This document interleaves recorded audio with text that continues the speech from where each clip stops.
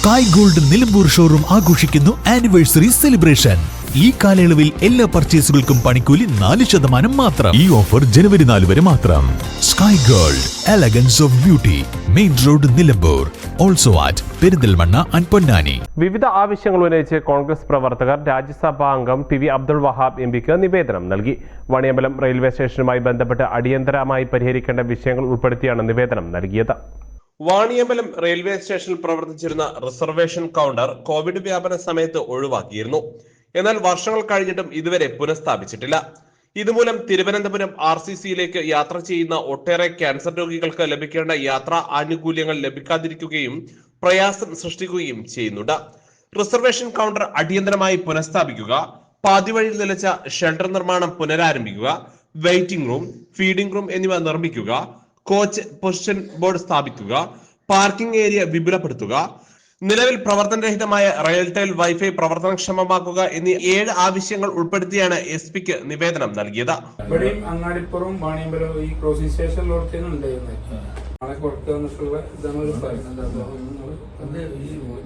facilities for reservation in the Vaniyambalam station also. No, just whatever before COVID is in the Vaniyambalam cancer patients, cancer to Trivandrum in Rajarani. Yes, sir, patient.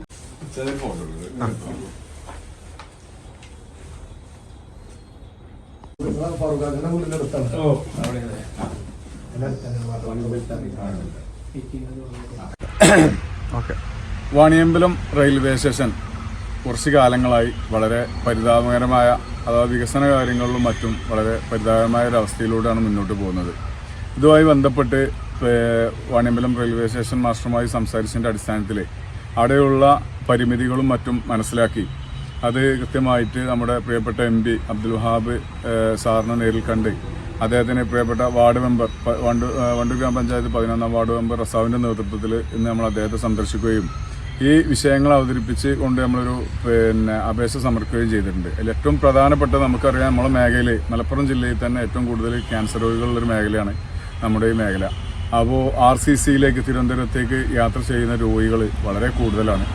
ആ രോഗികൾക്ക് reservation കൗണ്ടറിലൂടെ മാത്രം ticket book ചെയ്താൽ മാത്രമേ ഈ രോഗിക്കും അവരെ കൂടെയുള്ള stand by പോകുന്ന ആളുകൾക്കും സൗജന്യമായിട്ട് ടിക്കറ്റ് ലഭിക്കുകയുള്ളൂ. ഓൺലൈനായി ടിക്കറ്റ് എടുക്കുന്നത് മൂലം ഇവർക്കൊക്കെ സാമ്പത്തികമായിട്ട് ഇതിന് പേ ചെയ്യേണ്ട അവസ്ഥയുണ്ട്.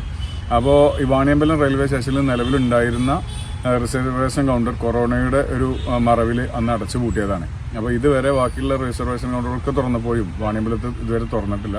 അടിയന്തരമായിട്ട് അതിന് നടപടി എടുക്കണമെന്ന് ആവശ്യപ്പെട്ട് പ്രിയപ്പെട്ട MP-യെ കാണുകയും അദ്ദേഹം നമ്മുടെ മുന്നിൽ തന്നെ അതുമായി ബന്ധപ്പെട്ട ഉദ്യോഗസ്ഥരെ ബന്ധപ്പെട്ട് അതിന് വേണ്ട നടപടി സ്വീകരിക്കാൻ ആവശ്യപ്പെടുന്നു. അതുപോലെ തന്നെ പ്രാഥമികമായിട്ട് ഒരുപാട് കാര്യങ്ങൾ നമ്മുടെ സെക്കൻഡ് പ്ലാറ്റ്ഫോമും ഫസ്റ്റ് പ്ലാറ്റ്ഫോമുമായിട്ട് ബന്ധപ്പെട്ട ഷെൽട്ടർ നിർമ്മാണം മാസങ്ങളായിട്ട് നിലച്ചിരിക്കുകയാണ്.